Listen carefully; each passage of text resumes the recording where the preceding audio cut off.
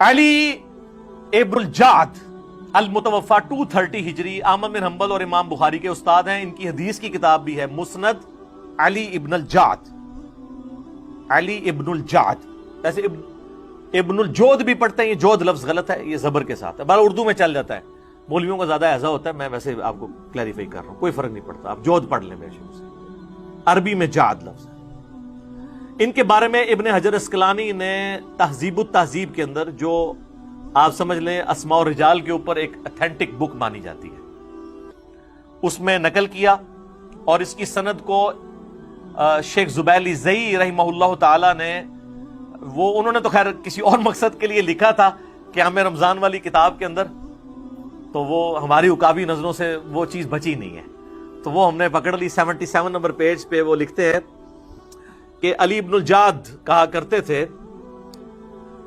مجھے یہ برا نہیں لگتا کہ اللہ تعالی معاویہ کو عذاب دے. یہ جملہ آج تک میں نے کبھی بیان نہیں کیا خود اپنے ریفرنس سے. یہ اتنا بڑا جملہ بول کے جو یہ کہہ رہا ہے کہ مجھے یہ برا نہیں لگے گا کہ قیامت والے دن حضرت معاویہ کو عذاب ہو. یہ اہل سنت کا امام ہے, احمد بن حنبل کا استاد ہے, امام بخاری کا استاد ہے, اس کی حدیث کی کتاب مانی جاتی ہے. شیخ زبیر صاحب نے بھی اس میں لکھا ہے کہ ہم اسے سیکھے ہی مانتے ہیں. اس کو کیوں نہیں رافضی کہتے یا نیم رافضی کہہ دے؟ نہیں, وہ بڑا ہے. الحمدللہ رب العالمین والعاقبۃ للمتقین والصلاۃ والسلام علی سید الانبیاء والمرسلین. اما بعد قال اللہ تبارک و تعالی فی کلام المجید والفرقان الحمید وقل جاء الحق وزهق الباطل ان الباطل کان زہوقا. صدق اللہ العظیم. معزز سامعین, آپ نے انجینئر مرزا محمد علی کا کلپ سنا جس میں وہ یہ کہہ رہا ہے کہ علی ابن جعد امام احمد ابن حنبل امام بخاری کا استاد تھا, اور وہ یہ کہا کرتا تھا کہ اگر اللہ حضرت امیر معاویہ کو عذاب دے تو مجھے برا نہیں لگے گا. پھر اس نے یہ کہا کہ اس پر فتویٰ کیوں نہیں لگاتے, مجھ پر تو فتویٰ لگاتے ہو, کیا یہ بڑا آدمی ہے اس لیے اس پر فتویٰ نہیں لگاتے؟ تو سامعین, آج میں اس نشست میں اس کی مکمل اس بات کی وضاحت آپ کے سامنے پیش کروں گا. اور یہاں ٹھہر کر میں مرزا سے سوال کرنا چاہتا ہوں, آج تک تم نے یہ کہا ہے کہ ہمارے لیے قرآن و حدیث کافی ہے, نہ ہم امام ابو حنیفہ کی مانتے ہیں, نہ امام مالک رحمۃ اللہ علیہ کی, نہ امام شافعی کی, نہ امام احمد ابن حنبل کی, ہمارے لیے قرآن و حدیث کافی ہے, تو آپ نے یہ علی ابن جعد کی تقلید کب سے کرنا شروع کر دی ہے؟ تو خیر, اگر آپ نے بات کی ہے تو میں اس کی مکمل وضاحت آپ کے سامنے اور ائمہ جرح و تعدیل کے جو مختلف اقوال اور آراء ہیں وہ آپ کے سامنے پیش کروں گا. تو اس نے یہ کہا کہ امام احمد ابن حنبل کا استاد تھا, تو آئیں سامعین میں امام احمد ابن حنبل کا نظریہ جو اس کے متعلق تھا آپ کے سامنے پیش کر دیتا ہوں. یہ میرے ہاتھ میں تہذیب التہذیب ہے امام ابن حجر اسقلانی رحمۃ اللہ علیہ کی, اور یہ دار الحدیث قاہرہ کی مطبوعہ ہے. اور اس کتاب میں امام ابن حجر اسقلانی رحمۃ اللہ علیہ امام عقیلی رحمۃ اللہ علیہ کا قول نقل فرماتے ہیں. وقال العقیلی قلت لعبداللہ ابن احمد, امام عقیلی کہتے ہیں کہ میں نے عبداللہ بن احمد, یہ عبداللہ امام احمد ابن حنبل کے بیٹے ہیں, کہتے ہیں کہ میں نے ان سے یہ کہا لما لم تکتب عن علی ابن جعد, کہ آپ نے علی ابن جعد کی روایت کیوں نہیں لکھی؟ قالا, تو حضرت عبداللہ نے جواب دیا نہانی ابی, کہ مجھے میرے والد گرامی امام احمد ابن حنبل نے منع فرمایا. اور منع کیا کیوں؟ وَقَانَ يَبْلُغُهُ عَنْهُ أَنَّهُ يَتَنَاوَلُ الصَّحَابَةَ, کیونکہ یہ شخص صحابہ اکرام پر تان کرتا ہے. جب امام احمد ابن حنبل کو پتا چلا کہ یہ صحابہ اکرام پر تان کرتا ہے, آپ نے اپنے بیٹے کو منع فرما دیا کہ اس کی روایت آپ نے ان سے روایت نہیں لینی. تو یہ تھا نظریہ امام احمد ابن حنبل رحمۃ اللہ علیہ کا. اب آئیں سامعین, امام بخاری رحمۃ اللہ علیہ کا کیا نظریہ ہے علی بن جعد کے متعلق. اور اس نے مرزا نے بات اپنے شیخ زبیر علی زئی کے حوالہ سے کی تھی, اور میں بھی مرزا کے استاد شیخ زبیر علی زئی کی کتاب امین اکاڑوی کا تعاقب اس میں سے پڑھ دیتا ہوں کہ امام بخاری کا کیا نظریہ تھا. لکھتے ہیں شیخ زبیر علی زئی, مختصر یہ کہ صحیح بخاری میں علی بن جعد کی تمام روایات متابعات میں ہیں. کہتے ہیں کہ امام بخاری نے ان پر مکمل اعتماد نہیں کیا اور ان کی تمام مرویات کو بطور متابعات اپنی صحیح میں نقل کیا ہے. تو سامعین, یہ تھی رائے امام بخاری رحمۃ اللہ علیہ کی. پہلے میں نے امام احمد ابن حنبل کی رائے پیش کی, اس کے بعد امام بخاری رحمۃ اللہ علیہ کی رائے میں نے آپ کے سامنے پیش کی کہ جو ان کی رائے علی بن جعد کے متعلق ہے.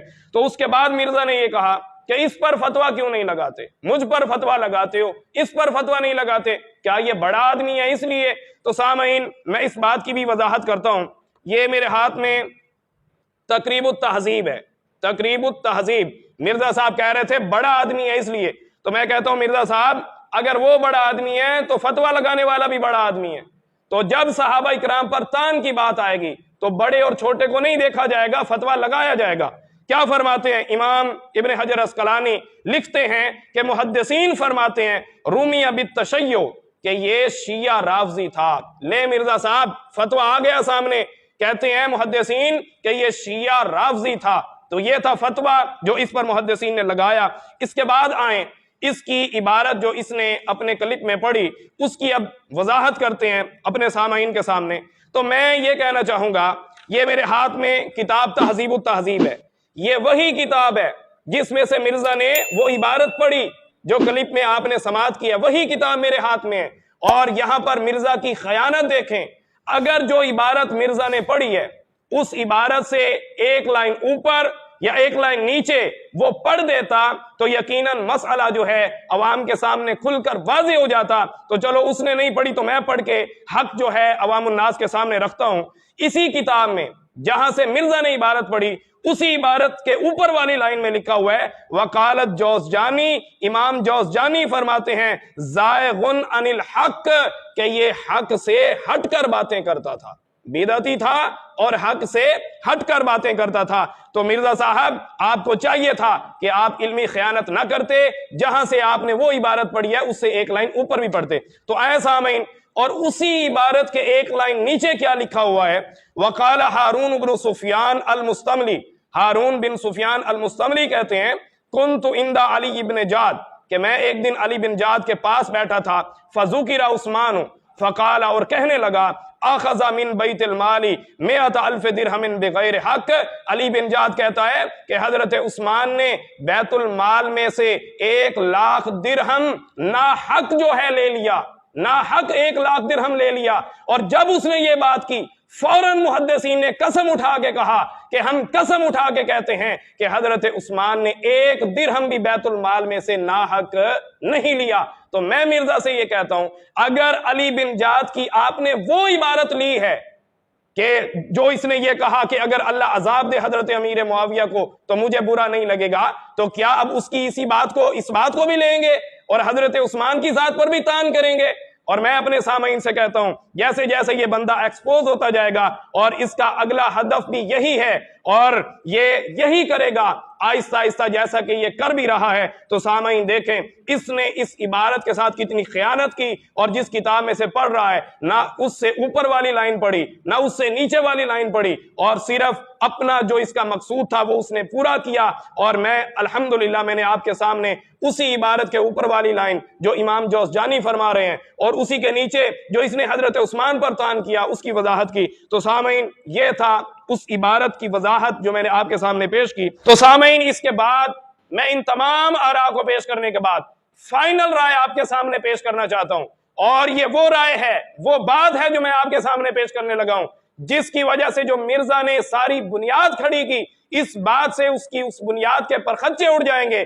تو سامعین دیکھیں یہ میرے ہاتھ میں سیر و اعلام النبلاء ہے، سیر و اعلام النبلاء دار الکتب العلمیہ کی مطبوعہ ہے، حافظ شمس الدین ذہبی رحمت اللہ علیہ جو کہ امام جرح و تعدیل ہیں، اور جرح و تعدیل کے باب میں جن کی رائے کو حتمی مانا جاتا ہے وہ کیا فرماتے ہیں، اور فائنل رائے میں آپ کے سامنے پیش کرنے لگا ہوں۔ فرماتے ہیں فَلَعَلَّ ابْنَ الْجَادِ قد تابا، سامعین اور اہل علم حضرات ذرا توجہ فرمائیں، فرماتے ہیں قد تابا من هذه الورطہ، فرماتے ہیں کہ علی بن جاد نے اپنے ان عقائد سے جو وہ صحابہ اکرام پر تان کیا کرتا تھا قد تابا، اس نے توبہ کر لی تھی۔ سامعین دیکھیں حتمی رائے، فائنل رائے حافظ شمس الدین ذہبی جن کی رائے کو باب جرح و تعدیل کے باب میں جن کی رائے کو حتمی رائے مانا جاتا ہے، فرماتے ہیں قد تابا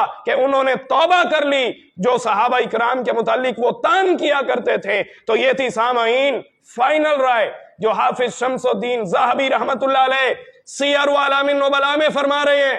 تو میں مرزا سے کہوں گا مرزا صاحب علی بن جاد نے تو توبہ کر لی ہے، آپ اپنے ان عقائد باطلہ سے کب توبہ کریں گے؟ آپ صحابہ اکرام پر جو تان کرتے ہیں اس سے کب توبہ کریں گے؟ امام علی بن جاد نے تو توبہ کر لی، جیسا کہ حافظ شمس الدین ذہبی فرما رہے ہیں، اور کتاب سامعین کے سامنے ہے سیر اعلام النبلاء میں، اور اس سے آگے سامعین سکرین پر ملاحظہ کر رہے ہوں گے۔ اس کی دوسری دلیل یہ ہے، اس کے بعد توبہ کرنے کے بعد علی بن جاد نے اپنی ہی مسند میں پھر حضرت امیر معاویہ کی مرویات کو نقل بھی کیا۔ سامعین آپ دیکھ رہے ہیں کہ ان کی جو مسند علی بن جاد ہے اس میں انہوں نے حضرت امیر معاویہ کی مرویات کو نقل کیا ہے۔ اب اگر کوئی یہ کہے مرزا یا اس کے فالورز میں سے کہ ہم نہیں مانتے، تو میں ان سے یہ کہنا چاہوں گا اگر نہیں مانتے ہو تو ہمارے لیے علی بن جاد کا قول کوئی اہمیت نہیں رکھتا، ہمارے لیے وہی کافی ہے کہ حضرت امیر معاویہ کی شان اللہ کا قرآن بیان فرما رہا ہے، رسول اللہ کی حدیث میں شان آئی ہے، ام المومنین سیدہ عائشہ جن کی شان بیان کریں، اور امام حسن مجتبی جن سے صلح کریں اور جن کے ہاتھ پر بیعت کریں، تو سامعین ہمارے لیے وہ شخصیات قابل حجت ہیں، نہ کہ علی بن جاد کا یہ قول ہمارے لیے حجت ہے۔ اور اس کے باوجود میں نے فائنل رائے جو اپنے سامعین کے سامنے رکھی وہ یہی ہے کہ علی بن جاد اپنے اس عقائد سے جو صحابہ اکرام پر وہ تان کرتے تھے ان سے اس نے توبہ کر لی، اور اپنی مسند میں اس نے حضرت امیر معاویہ کی مرویات کو بھی نقل کیا۔ تو سامعین دعا کرتے ہیں کہ اللہ رب العالمین اس شخص کو بھی توبہ کرنے کی توفیق عطا فرمائے، اور ہمارے مسلمان بھائیوں کو اس کے شر سے محفوظ فرمائے، اور انشاءاللہ ہم اس کے ہر سوال اور اس کے ہر تان کا علمی و تحقیقی جواب دیتے رہیں گے۔ وما علیہ الا البلاغ۔